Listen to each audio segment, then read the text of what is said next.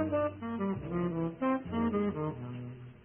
attention to the name now. Good afternoon. My name is Angela, and I will be your conference operator today. At this time, I would like to welcome everyone to the Hercules Capital Fourth Quarter and Full Year 2025 Financial Results Conference Call. All participant lines have been placed on mute to prevent any background noise. After the speaker's remarks, there will be a question and answer session. If you would like to ask a question at that time, please press star 1 on your telephone keypad. Please be advised that today's conference may be recorded. Lastly, if you should require operator assistance, please press star 0. I will now turn the call over to Michael Hara, Managing Director of Investor Relations. Please go ahead. Thank you, Angela. Good afternoon, everyone, and welcome to Hercules conference call for the fourth quarter and full year 2025. With us on the call today from Hercules are Scott Bluestein, CEO and Chief Investment Officer, and Seth Meyer, CFO. Hercules financial results were released just after today's market close and can be accessed from Hercules Investor Relations section at investor.htgc.com. An archived webcast replay will be available on the Investor Relations webpage following the conference call.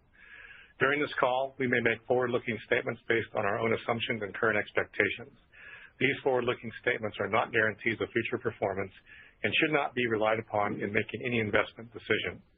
Actual financial results may differ from the forward-looking statements made during this call for a number of reasons, including but not limited to the risks identified in our annual report on Form 10-K and other filings that are publicly available on the SEC's website. Any forward-looking statements made during this call are made only as of today's date, and Hercules assumes no obligation to update any such statements in the future.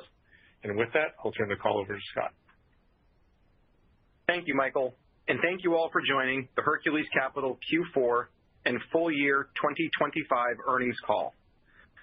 2025 was another year of record operating performance, record originations, platform expansion, and strong and stable credit for Hercules Capital. We were once again able to set several new financial and performance records and deliver strong platform growth, demonstrating the stability and consistency of the Hercules platform. Hercules crossed the finish line in record fashion by delivering another strong quarter of record commitments, which led to annual records for new debt and equity commitments, gross fundings, net debt portfolio growth, and both total and net investment income.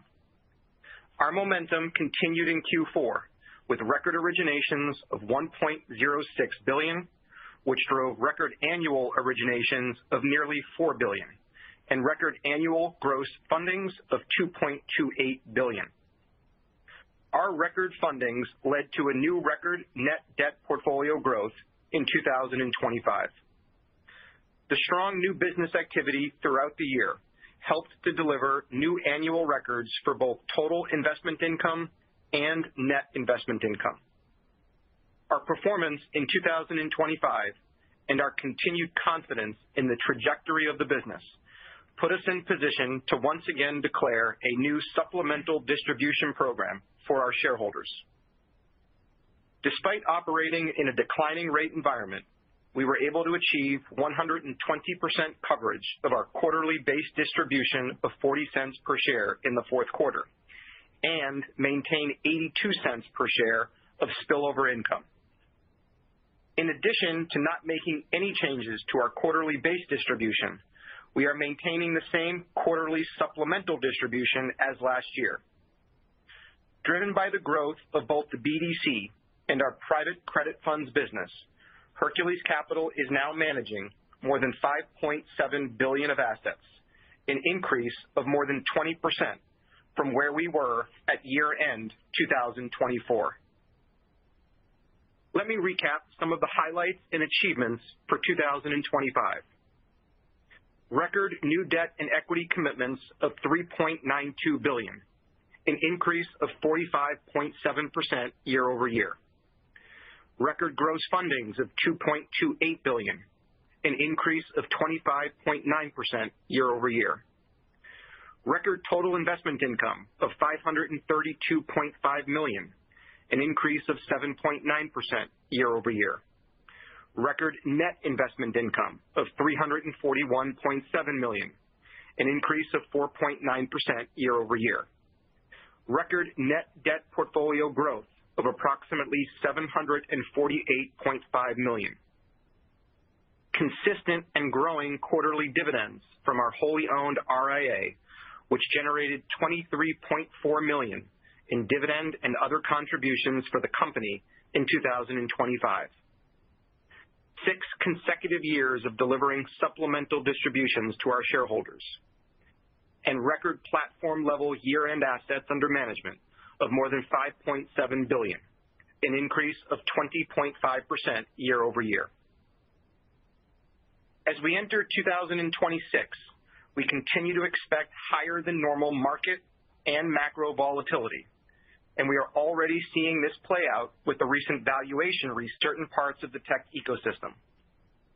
With our disciplined credit-first approach to underwriting and our unwavering commitment to always making decisions that we believe are in the best interest of our shareholders and stakeholders, we remain confident in the strength and stability of the Hercules platform and our ability to continue to generate strong operating results irrespective of the market backdrop. With the expansion of our platform capabilities over the last several years and our expectation for continued market volatility, we expect a very robust new business environment for Hercules in 2026. Our expectation is that we will see more strategic M&A, more capital markets activity, and more support for the innovation economy in 2026. We are already seeing this come to fruition in Q1. As we have done over the last several years, we intend to continue to manage our business and balance sheet defensively while maintaining the flexibility to take advantage of market opportunities that we expect to arise. This includes continuing to enhance our liquidity position as needed, further tightening our credit screens for new underwritings, staying focused on asset diversification, and maintaining our higher than normal first lien exposure, which was approximately 90% again in Q4. We believe that we are incredibly well positioned to benefit from a more favorable originations market in 2026, which we expect will be a key differentiator of our business this year. Let me now recap some of the key highlights of our performance for Q4. In Q4, we originated record total gross debt and equity commitments of $1.06 billion and gross fundings of over $522 million.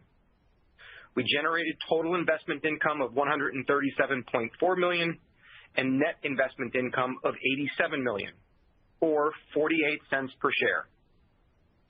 With record growth in our debt investment portfolio in 2025, and given that nearly 75% of our prime-based loans are now at their floors, we are generating a level of core income that amply covers our base distribution of 40 cents. We generated a return on equity in Q4 of 16.4%, and our portfolio generated a GAAP effective yield of 12.9%, which was impacted by lower early payoffs, and a core yield of 12.5%, which was consistent with Q3. We expect core yield to decline slightly in Q1 with the full impact of the most recent Fed rate cut. Our balance sheet with moderate leverage and low cost of leverage remains very well positioned to support our continued growth objectives and provides us with the ability to continue to focus on high-quality originations versus chasing higher-yielding assets, which we believe have more risk. While delivering record new originations in Q4, we still maintained a conservative and defensive balance sheet. As we guided, GAAP leverage increased to 104.4% in Q4, up from 99.5% in Q3. Our Q4 GAAP leverage remained at the very low end of our typical historical range of 100% to 115%, and below the average of our BDC peers. We ended Q4 with over $1 billion of liquidity across the platform, and we further strengthened our liquidity position with our recent $300 million investment-grade bond offering. The current market volatility is creating a very favorable capital deployment environment for Hercules, and we want to ensure that we are positioned to opportunistically take advantage of that for the long-term benefit of our shareholders and stakeholders. The focus of our origination efforts in Q4 was on maintaining a disciplined approach to capital deployment while emphasizing diversification across the asset base. Our Q4 fundings activity was well-balanced between life sciences and tech companies, although our new commitment activity was more heavily weighted towards life sciences companies, which reflects a slightly more defensive posture. This is consistent with our public guidance during our Q3 call, where we noted certain pockets of frothiness in the market that we were avoiding. In Q4, approximately 69% of our commitments and about half of our fundings were to life sciences companies, while approximately 31% of our new commitments were to tech companies. We funded debt capital to 33 different companies in Q4, of which 12 were new borrower relationships. For the year, we added 39 new borrowers to the Hercules portfolio. We also increased our capital commitments to several portfolio companies during the quarter, and supporting our existing portfolio companies will continue to be a key priority for us in 2026. Our available unfunded commitments declined to approximately $385.6 million from $437.5 million in Q3, again reflecting a slightly more defensive positioning of the portfolio. The momentum that we saw in Q4 for new originations has further accelerated in Q1. Since the close of Q4 and as of February 9th, 2026, our investment team has closed $894.8 million of new commitments and funded $253.9 million. We have pending commitments of an additional $587.5 million in signed, non-binding term sheets, and we expect this number to continue to grow as we progress in Q1. Our active pipeline remains very robust, both in terms of quantity and, most importantly, quality, and our quarter-to-date commitment activity has remained more heavily weighted towards life sciences companies. We are focused on maintaining our high bar for new originations, given some of our recent market observations. The volume of deals that our teams are screening and passing on remains elevated, and yet we are continuing to see deals get done in the market without strong structure and well outside of what we believe are prudent underwriting metrics for the asset class. As we have always done, we intend to remain disciplined, patient, and focused on the long term, while being aggressive where we believe it makes sense. We continue to be pleased with the exit activity that we saw in our portfolio during the quarter.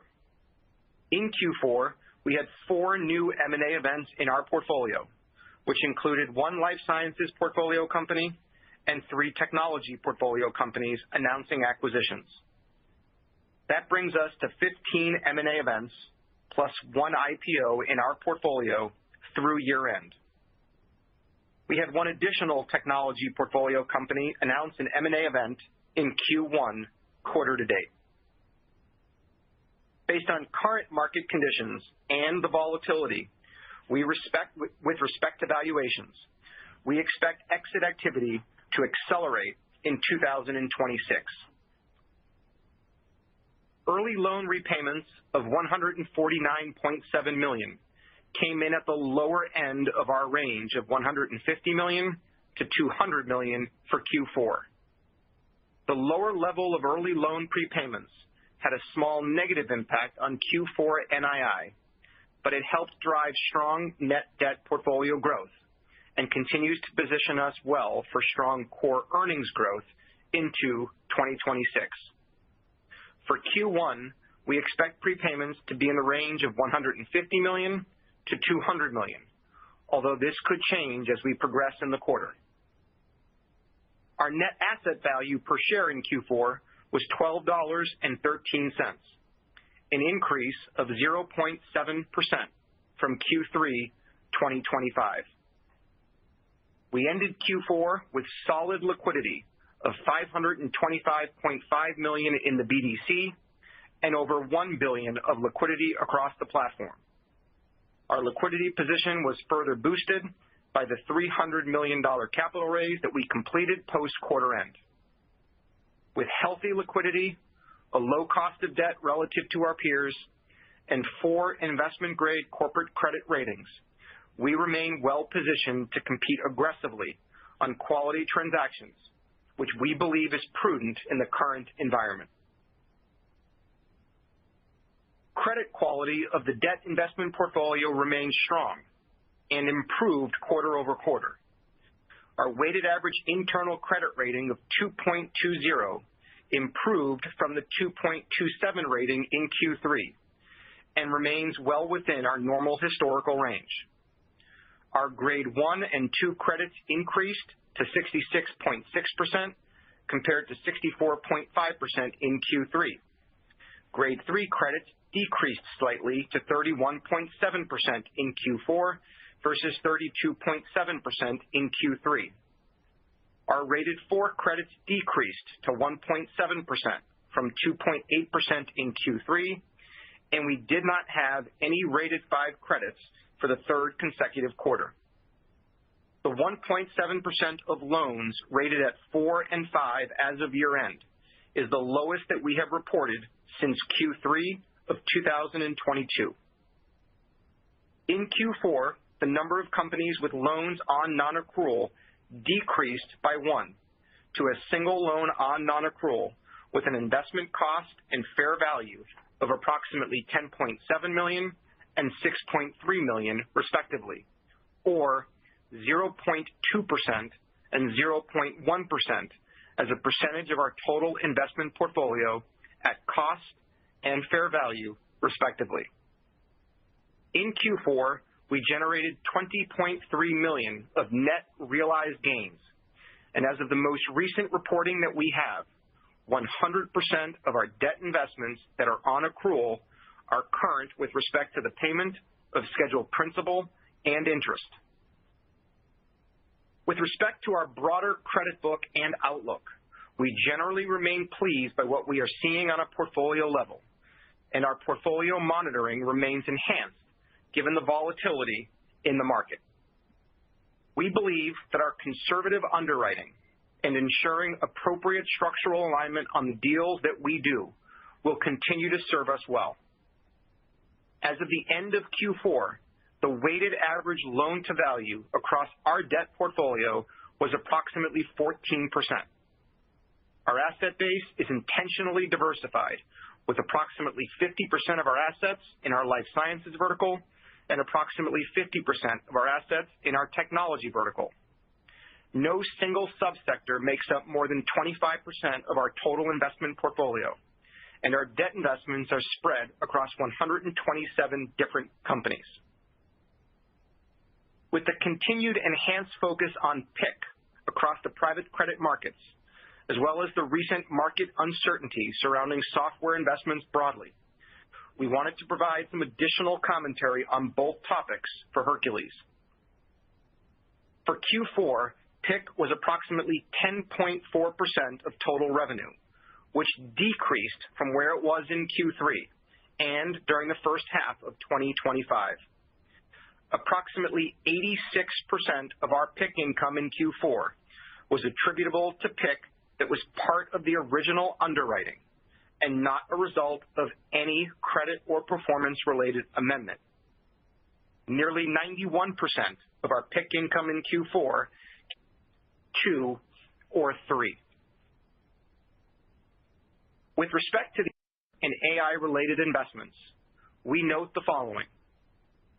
Over the coming years, we believe that AI will be a net positive for our business and investment portfolio, which is largely comprised of innovative, tech-oriented businesses that embrace technology with an entrepreneurial mindset. Many of our portfolio companies are differentiating themselves from legacy software competitors by integrating general and, more importantly, agentic AI into their core product offerings. Many are also led by technical founders, which we believe provides a distinct advantage as companies look to integrate AI into their software products. AI will continue to become a key component of software offerings, and many software companies will benefit from that. The software companies that are most susceptible to AI disruption are the legacy providers that are not providing a core mission-critical business function, utilizing proprietary data from their customers, and who are not analyzing the data that they do have with AI to then offer solutions to customers. Hercules factors this into our technology underwritings, and our focus over the last 12 to 18 months has largely been centered on software companies with a hardware moat or with customer bases that are highly regulated. Hercules does not lend into pure-play AI or data center GPU financing structures. This deliberate positioning allows us to avoid the highest volatility, highest risk segments of the market, while still constructing a portfolio of companies that we believe will benefit from the operating efficiencies and productivity gains emerging across the broader AI ecosystem. Many of the software companies in our portfolio serve as the gatekeepers to their customers' structured data, and they provide the tools to these customers that serve mission-critical functions. Our software portfolio is largely comprised of businesses who have very specific domain expertise and competencies with very high switching costs for customers. We continue to underwrite the software sector very conservatively, with ARR attachment points less than 1x on average and historical duration of our software loans less than 24 months, which materially de-risks the debt portfolio. On the life sciences side of our business, we are continuing to see many of our healthcare services companies and drug discovery companies benefit from the efficiencies that can be derived from utilizing some of the new AI tech that is now available to them. Lastly, underwriting growth stage and venture-backed software credits is fundamentally different than more traditional and customary middle-market software credits. In the latter, deals are generally underwritten with LTVs in the 40 to 60% range, debt to invested equity ratios in the 50 to 70% range, and at ARR attachment points between 1x and 2.5x. For us, with our software credits, we are targeting LTVs that are less than 20%, debt to invested equity ratios less than 30%, and ARR attachment points that are sub 1x, which we believe reflects a more conservative approach to underwriting these credits. Venture capital investment activity in Q4 again paralleled what we experienced in our deal flow and originations. Full year 2025 investment activity was the second highest in history at $339.4 billion, second only to the $358.2 billion invested in 2021, according to data gathered by PitchBook and VCA. While the aggregate data remains strong, it remains highly concentrated, with over 65% of the full year VC equity investments going into AI and cybersecurity companies. M&A exit activity for 2025 for U.S. venture capital-backed companies was $140.7 billion, again, the second highest amount since 2021. The number of IPOs for the year remained flat compared to 2024, but the dollars raised increased by nearly 3 times over 2024. Fundraising for VC firms slowed for the third straight year to $66.1 billion in 2025, and this is something that we will watch closely in 2026. Consistent with the aggregate data for the ecosystem, during Q4, capital raising across our portfolio remained strong, with 20 companies raising $2.9 billion in new capital. For 2025, we had 57 companies raise over $7.9 billion in new capital, which is the highest amount since we began tracking the data across our portfolio. Given our strong, sustained operating performance, we exited Q4 with undistributed earnings spillover of $149.9 million, or 82 cents per ending shares outstanding. For Q4, we are maintaining our quarterly base distribution of 40 cents, and we declared a new supplemental distribution of 28 cents for 2026, which will be distributed equally over 4 quarters, or 7 cents per share per quarter, for a total of 47 cents of shareholder distributions each quarter.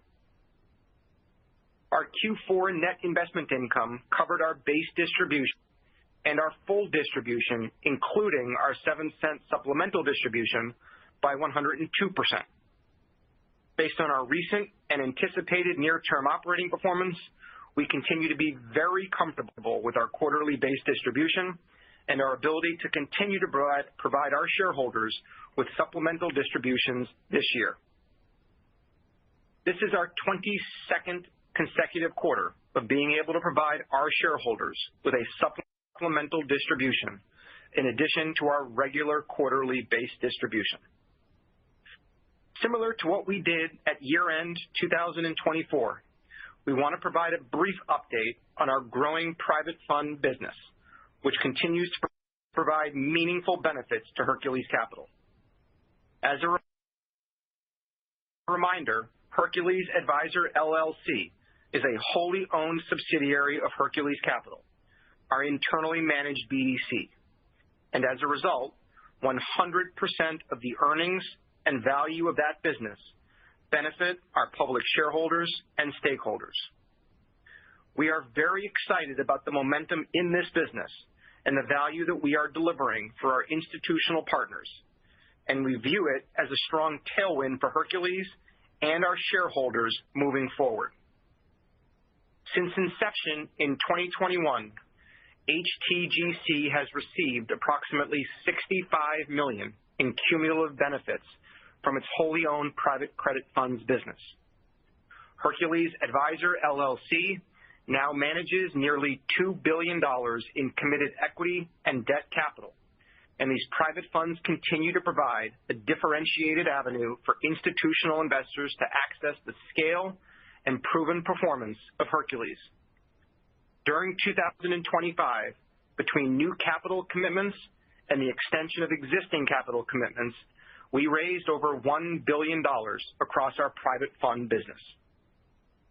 In closing, our scale, institutionalized lending platform, and our ability to capitalize on a rapidly changing competitive and macro environment continues in our operating performance to record levels.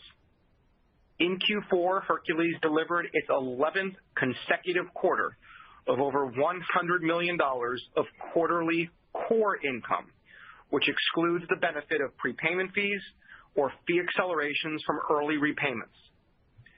Despite the declining rate environment that we are now operating in, we were able to achieve 120% coverage of our quarterly base distribution in Q4. Our continued success is attributable to the tremendous dedication, efforts, and capabilities of our 115-plus employees and the trust that our venture capital and private equity partners place with us every day. We are thankful to the many companies, management teams, and investors that continue to make Hercules their partner of choice. I will now turn the call over to Seth. Thank you, Scott, and good afternoon and evening, ladies and gentlemen. 2025 was another very strong year for Hercules Capital, with record operating performance and an acceleration of the growth of the Hercules platform. Our strong business momentum and performance results throughout the year continued into the fourth quarter. We delivered strong growth across both the BDC and our wholly owned private credit fund business, which continues to provide us with significant capital flexibility and the capacity to take advantage of market opportunities as they arise. We continue to maintain strong available liquidity of approximately $526 million as of quarter end in the BDC, and more than $1 billion across the platform, including the advisor funds managed by our wholly owned subsidiary, Hercules Advisor LLC. As mentioned by Scott, after quarter end, we strengthened our liquidity position by issuing $300 million of institutional 5.35% unsecured notes. Finally, based on the performance of the quarter, Hercules Advisor delivered a quarterly dividend of $2.1 million, which, when combined with the expense reimbursement of approximately $4.4 million, resulted in approximately $6.5 million in NII contribution to the BDC for the quarter. For 2025, Hercules Advisor delivered $23 million in NII contribution to the BDC, an increase of approximately 33% year over year. With those points in mind, I'll review the income statement performance and highlights, NAV unrealized and realized activity, leverage and liquidity, and finally the financial outlook. Turning first to the income statement performance and highlights, total investment income in Q4 was $137.4 million, supported by our year-to-date debt portfolio growth. Core investment income, a non-GAAP measure, increased as well to a record $133.3 million. Core investment income excludes the benefit of income recognized because of early loan prepayments. Net investment income was $87 million, or 48 cents per share in Q4, and this number was partially impacted by prepayments being lower than anticipated in the fourth quarter. Our effective and core yields were 12.9% and 12.5% respectively, compared to 13.5% and 12.5% in the prior quarter. The effective yield was down on lower prepayments, as previously noted. However, I would highlight that this is the third quarter in a row our core yield has remained at 12.5%. 12.5% despite the base rate decreases throughout the latter half of 2025.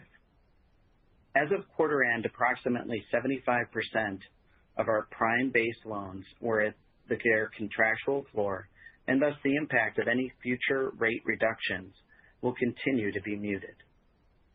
Fourth quarter operating expenses were $54.9 million compared to $53.6 million in the prior quarter. Net of costs recharged to the RIA, our net operating expenses were $50.5 million. Interest expense and fees increased to $28.2 million due to the growth of the business and corresponding increase of leverage. SG&A remains stable at $26.7 million, just above my guidance on the growth of the business. Net of costs recharged to the RIA, SG&A expenses decreased slightly to $22.2 million. Our weighted average cost of debt remains stable at 5.1%. Our ROAE, or NII over average equity, decreased to 16.4% for the fourth quarter, and our ROAA, or NII over average total assets, decreased to 8.2%. In the NAV unrealized and realized activity, during the quarter, our NAV per share increased by 8 cents per share to $12.13 per share. The main driver was the net realized gains and accretion due to the use of the ATM during the quarter. During 2025, our NAV per share increased by 4%, and this is the highest year-end NAV we've delivered since 2007. During Q4, Hercules had net realized gains of $20.3 million, comprised of gross realized gains of $28.8 million, primarily due to the gain on equity investments, offset by $8.5 million of losses. The losses were due to $5.3 million of losses on equity investments, $3.1 million from the write-off of one legacy debt investment, and $0.1 million from a realized loss on debt extinguishment. Our $16.4 million of net realized depreciation was primarily attributable to $18.3 million of net unrealized appreciation due to reversals of previous quarter appreciation upon a realization event, and $8.9 million of net unrealized appreciation attributable to debt investments. This was partially offset by $8.1 million of net unrealized appreciation attributable to valuation movements in publicly held equity and warrants, $2.4 million of net unrealized appreciation attributable to valuation movements in privately held equity, warrants, and investment funds, and $0.3 million of net unrealized appreciation attributable to net foreign exchange and escrow movements.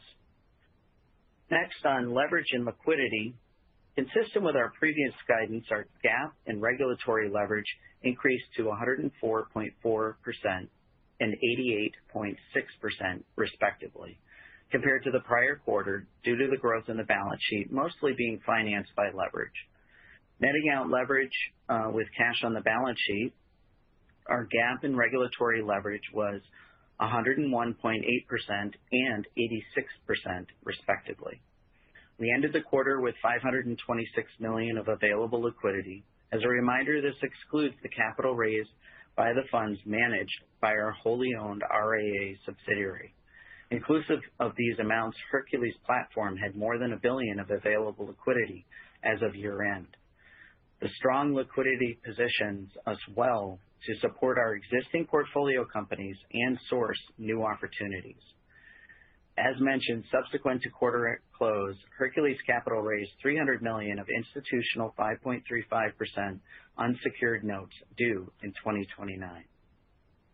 Finally, on the outlook points, for the first quarter, we expect our core yield to be in the middle of our previous disclosed range of 12 to 12.5%. As a reminder, 98% of our debt portfolio is floating with a floor, and as of today, approximately 75% of our prime-based portfolio is at the contractual floor. Although very difficult to predict, as Scott mentioned, we expect $150 to $200 million in prepayment activity in the first quarter.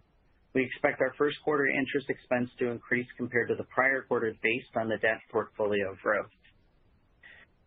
For the first quarter, we expect SG&A expenses of $26 to $27 million and an RIA expense allocation of approximately $4.5 million.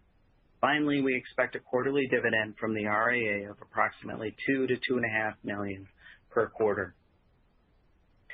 In closing, as we report out another record year, we have started 2026 with the same momentum of growth and strength of our balance sheet. These two dimensions, along with our superior credit standards and selection, will help Hercules to continue scaling our platform. I will now turn the call over to the operator to begin the Q&A portion of our call. Angela, over to you. Thank you. At this time, if you would like to ask a question, please press star one on your telephone keypad. If you wish to remove yourself from the queue, you may do so by pressing star two. We remind you to please pick up your handset and please limit yourself to one question and one follow-up question. We'll take our first question from Brian McKenna with Citizens. Your line is open. Please go ahead. Great, thanks. So I appreciate all the detail on the current backdrop for software and AI, and that you think AI will actually be a net positive for your business and portfolio over time. With all that said, given the dislocation we've seen across the public markets, is there an incremental opportunity here on the deployment front to take advantage of some of this volatility? And if so, where would you be looking to lean into? Sure. Thanks for the question, Brian. So I hope that we emphasize that in the prepared remarks. We absolutely think that there is an interesting opportunity here for us to play offense, and our teams right now across both the tech vertical and the life sciences vertical are looking to do that. Hercules has typically performed its best in periods of volatility, and we've tried to position our balance sheet to be able to do the same this time. Our liquidity position is incredibly robust. Our balance sheet is conservative with low leverage, long liquidity, and robust liquidity. And so we do plan to be aggressive with respect to taking advantages of what we see are some pockets of real deployment opportunities. our Q1 quarter-to-date numbers are as strong as we've ever announced on a Q4 call. If you look at not just the pending, but what's already closed quarter-to-date, we're well north of $1.2 billion, $1.3 billion in commitments for Q1. And a large part of that is us being aggressive and taking advantage of some of the market dislocation that we think is creating some of these unique opportunities that we can be aggressive on. Okay, great. That's helpful. And then just switching gears a little bit on the RIA, it's great to hear all the momentum there, and it really feels like that business has inflected. But how should we think about fundraising and growth for that platform in 2026? I know you mentioned $1 billion of fundraising, if you will, in 2025. And then, just where does fundraising stand for Fund 4? Will that get wrapped up this year? Could you actually commence fundraising for the next fund? And then are there any other opportunities from a new product perspective? Sure. So we continue to be very pleased by the growth of our private funds business. We're not going to disclose additional details outside of what we disclosed on the call, but I can tell you that we absolutely expect to continue to raise additional capital throughout 2026. We expect Fund 4 to have a final close in 2026, and discussions are already well underway for what will be the next vehicle as part of our private funds business. I think the key thing that I would continue to emphasize, given our unique ownership structure, the larger that business becomes, the more we're able to raise, the more we're able to deploy, the better it is for HTGC shareholders and stakeholders, and that has been and will continue to be our primary focus with that business. That's helpful. Appreciate all the color, and congrats on all the momentum into 26. Thanks, Brian. Thank you. We'll take our next question from Crispin Love with Piper Sandler. Please go ahead.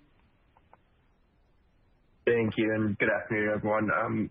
First, just looking at your investment portfolio composition, about 35% is made up of software companies across application software and system software. Can you drill a little deeper within those cohorts? What areas in your portfolio are you most confident in? And then on the other side, any areas in your portfolio where you're more cautious just given the AI disruption theme out there? Yeah, so look, appreciate the question, Crispin. So system software is very different than application software, which is why we break it out. Think of sort of system software as companies that are providing software to more sort of general IT companies, so cybersecurity, for example, whereas application software would be software companies that are providing solutions for more general users. I would tell you that across the board, we generally feel pretty good about what we're seeing in our software portfolio. Our view, as I discussed in the prepared remarks, is that there should be no ambiguity that AI is a disruptive technology. That does not mean that it has to be a destructive technology for all software businesses. Software companies that are focused on providing core mission-critical solutions, software companies that are embracing artificial intelligence, software companies that are utilizing and building AI agentic solutions into their software offerings, we think are actually going to do pretty well. They'll become more value add for some of their customers. There are software companies that aren't doing that, and we think that those companies will be negatively impacted. That will take place over several years. The way we structure our investments, the way we underwrite with low LTVs, low attachment points, and shorter duration than you typically see in software private credit, we think will position us relatively well. Great, Scott. Thank you. Appreciate the color there. And then just share a little bit on your views on M&A and IPO activity into 26. You did call out an expectation more strategic M&A. Just what's your view on tech M&A as well as the IPO pipeline for tech companies? And has that been impacted at all just from recent volatility? Yeah, so it's interesting. If you look at the M&A data that we track in sort of each of the last 4 years, so 22, 23, 24, and 25, we've had roughly 1,000 venture-backed M&A exits per year. The dollar volumes are up pretty considerably. So last year, 934 M&A exits, about $84 billion of M&A exits. In 25, roughly the same number, so about 1,029 M&A exits, but that number ballooned to about $141 billion of transaction value. Our current expectation is that M&A will continue to be robust in 26. We think that there will be a lot of strategic activity with acquisitions from larger competitors that are picking up some smaller competitors that are distressed from a valuation perspective, and we think that's a net positive for our business. We generally expect the IPO market to remain muted. The number of IPOs that have been done have declined in each of the last 4 years, although the dollar volume has increased considerably, and that's just a function of the number. The IPOs that are getting done tend to be the larger, much larger ones, which is moving that dollar value up despite the number of IPOs remaining flat. And we don't expect that to change in 2026. Great. Thank you, Scott. Appreciate taking my questions. Thanks, Crispin.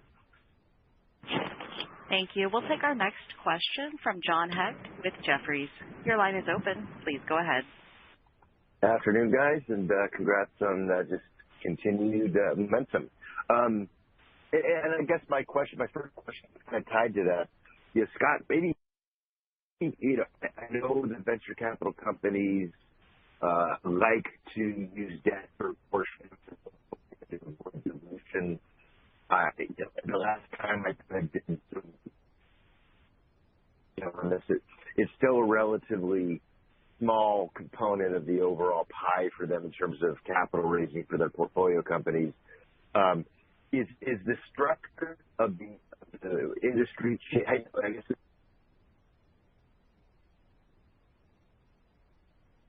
Hey, John, I think we're losing you. Okay. It looks like John did disconnect. We'll move on to our next questioner. We'll go next to Finian O'Shea with Wells Fargo. Hey, everyone. Good afternoon. So a couple of things tie together. On one end, you've had a lot of records this quarter, perhaps even more than usual. But looking at a few other items, ATM's been light for a while. Sounds like a stable guide. The Hercules dividend holds up, but sort of same base dividend. So you keep a lot of supplemental, which tells us less long-term stability on that part. Sort of tying this all together, is Hercules, is the expectation to sort of run in place this year as repayments are high? Perhaps, the impressive growth you've achieved in the past few years will take a bit of a breather. I'll leave it there. Thanks. Yeah, sure. Thanks for the question, Finn. And the answer is unequivocally no. I think if you take our prepared comments and you look at just the quarter-to-date data for Q1, we have tremendous conviction in the growth opportunity for the platform this year, and we are positioning the business to be able to take advantage of that. A couple of things specifically that you referenced on the ATM. I think we've been very clear on this. We have no interest in using the ATM for the purpose of diluting our shareholders until and unless we actually need that capital. And so in periods where we don't need to use the ATM, we are not going to use the ATM facility just to raise additional capital. We ended the year with $1 billion of liquidity across the platform, over $525 million of that in the BDC, the rest in the private fund business. We've already funded close to $250 million of deals in Q1, and we have well north of $1.4 billion in closed and pending commitments quarter to date, which would be the strongest quarter in the history of Hercules Capital, and our pipeline is not showing any signs of slowing down. We also just gave prepayment guidance that was flat from last quarter, so $150 million to $200 million. So our full expectation, assuming we can deliver on those numbers, is that you will see continued strong growth from Hercules Capital over the course of 2026. Okay. That's cool. That much is clear. Appreciate that. Just to follow up on sort of another one on the RIA, and I know you tend to hold your cards close here, but I'll give it a shot. So some of your peers are starting to offer or plan to offer venture debt in the non-traded wealth channel. Do you think do you think the sort of product venture debt is right for that market? And then, if sort of different question, if these are successful, do you think that's a sort of significant headwind to, terms and spreads and so forth in the market? Yeah. So again, appreciate the question. Respectfully, I can't speak to what our competitors are doing, and so I'm not going to take a position whether I think that's good or bad. I can just tell you what our focus has been. We think that the best path for capital raising for this asset class in the private fund side of the business is the institutional market. We have 4 active private credit funds right now that are investing. They are 100% institutional with very large institutional, well-capitalized investors, and that will continue to be our focus with respect to raising capital in that channel for this asset class. Thank you. Sure. Thanks, Finn. Thank you. And we'll take our next question from John Hecht with Jefferies. Thanks for letting me back in the queue. Sorry about that. It's the Murphy's Law. Phone died right when I was asking a question. So the question to go back to it was, Scott, there's been tremendous growth in the venture industry overall. Your momentum obviously is correlated to that, but I'm wondering kind of structurally, are the venture capitalists using debt more as a component of funding their businesses, or is the momentum of growth just tied to the total industry growth? So I think it's a function of both, John, and appreciate you jumping back in the queue to ask the question. So there is no question that the overall growth in the ecosystem, the growth in terms of the dollars being invested from the VC partners that we work with, has created more of a market opportunity, more of a TAM for us. So that is part of what is contributing to the growth in our business. I would also say that there is a component of the first part of what you said, which is that certain companies are utilizing more debt than they typically would have used, and that could be for a variety of reasons. Number one, because there's a valuation disconnect and they don't want to raise around at a lower valuation. It could be because they can't raise equity capital, so they're trying to raise as much debt and as much leverage as they can. I would tell you, and we've sort of said this in each of our last few calls, with venture or growth stage lending, you have to be disciplined. You have to be patient. You can't chase the market. And I think our teams, while not perfect, I think have done a pretty good job on that. So if you look at our metrics in terms of debt to invested equity, debt to paid in capital, all of our metrics and all of our ratios are largely flat over the last several years, which at least gives me comfort that we're not chasing some of that aggressiveness in the market as leverage has gone up for many of these companies. Okay, that's helpful. A second question, maybe for Seth, just in terms of deal structures, kind of the minutia there, anything going on or worth calling out with respect to call it the fees that are part of the deals and the structures around that, or kind of warrant coverage, and are those factors changing given some of the recent dislocation? Yeah, John, I'm happy to take that one. So no real change. We're generally pretty consistent in terms of how we structure these deals. I would tell you, and we've always said this, it's not a one-size-fits-all model. So I think our teams work very closely with our management team partners and our VC partners to try to put together custom-tailored solutions that work well for the companies. But generally speaking, the deals are going to have an upfront facility fee. They're going to have a a cash coupon with floor protection. The vast majority of our venture and growth stage loans will be based off of prime. Vast majority of our loans are going to have some form of end-of-term economics. And then in about 80% of the deals that we do, we will get some form of equity upside, whether it's from warrants or from an RTI, which gives us the right to invest in a subsequent equity round. So depending on the profile, depending on the stage, those metrics, those sort of tools that we have may change. But generally speaking, the deals are going to look pretty similar in terms of those different levers. Great, thanks. Thanks, John. Thank you. Our next question comes from Doug Harter with UBS. Your line is open. Please go ahead. Thanks. Can you just talk about how you look to balance, taking advantage of kind of the opportunity from dislocations today versus kind of, continuing to be patient in case things get worse before they get better? Sure. Thanks, Doug.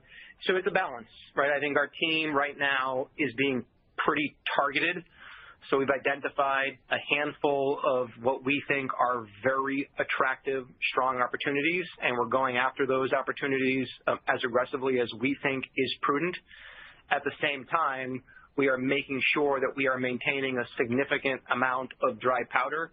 I think the $300 million raise that we closed last week, I think, is sort of evidence of that we are trying to position ourselves to be aggressive now, but not overly aggressive where we utilize all of our available liquidity. We do think that over the course of the next several quarters, more and more opportunities will come to fruition, and we want to make sure that we're positioned to take advantage of that. So we're being aggressive. We're picking our spots, but I would describe it as targeted. And we expect that to continue certainly over the remainder of Q1 and well into Q2 as well. Appreciate that. And I guess as you think about the ability to be targeted here, can you get wider spreads in these deals in this environment, or is it you're able to kind of finance and pick kind of cleaner companies or better credits and get the same return? So just how to think about the risk return trade off where you're able to kind of pick something up in this environment. I think it's the latter, Doug. We're focused right now on credit. We're not focused on chasing yield. So I think we're getting, relatively speaking, the same overall economics, but we're deploying capital into what we think are better overall, more stable scaled credits. That's been our focus for the last several years. I think we've tried to emphasize we're not chasing yield. We think that the deals that are getting done outside of sort of the typical yield spot are just a much more challenging, difficult stories. And I think we're doing a pretty good job staying away from that. So I would think about it as we are maintaining our underwriting yields, but we're targeting better quality, more mature, more scaled, more sophisticated businesses that we think have more staying power. Appreciate the answers. Thank you. Thank you. We'll take our next question from Ethan Kaye with Lucid Capital Markets. Your line is open. Please go ahead. Hey, guys. Good evening.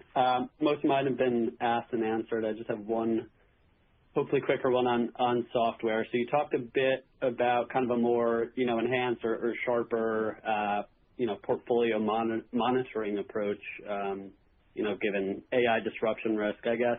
What are the red flags or like warning signs that you're looking out for that, could maybe indicate whether, AI disruption is materializing?